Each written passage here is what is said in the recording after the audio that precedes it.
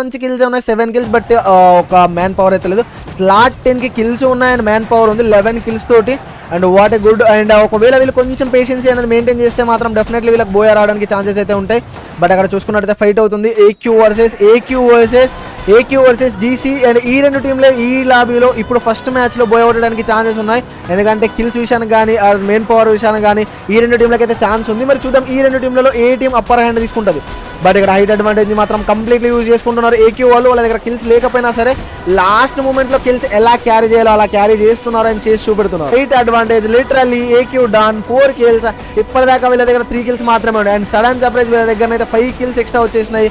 ఇక లాస్ట్కి వస్తే 2 టీమ్స్ మాత్రమే. అండ్ జీసీ వాళ్ళు కూడా పిండ్ అయిపోవడానికి ఛాన్సెస్ ఉన్నాయి. జీసీ వాళ్ళ నుంచి కూడా 2 ప్లేయర్స్ మాత్రమే. జీసీ వాళ్ళకి కూడా జోన్లోకి వెళ్ళాలి. మరి చూద్దాం 2v4 సిచ్యువేషన్. బట్ ఇక్కడ చూద్దాం సెన్స్ మరి ఏం చేస్తాడు. అండ్ ఈగో ఉన్నాడు అండ్ సెన్స్ ఈగో ఇద్దరు మాత్రమే ఉన్నారు. సో స్నైపర్ స్కిల్స్ ఏమైనా వాడతాడా.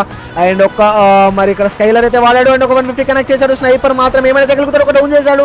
వండర్ఫుల్, ఇంకొక డౌన్ ఏమైనా చేయగలుగుతాడు. Nice good game play from this team. GC వాళ్ళు మాత్రం వండర్ఫుల్ పర్ఫార్మెన్స్. ఒక్కసారిగా సిచ్యువేషన్ అయితే తారుమారు చేసేశారు. బట్ వీళ్ళ పైన సరికి విఎఫ్ఎక్స్ నుంచి ఒక ప్లేయర్ అయిపోయాడా? లేదు. Finally buoy from AQ. What a lovely buoy from AQ. ఒక చక్కని పర్ఫార్మెన్స్ ఇచ్చారు.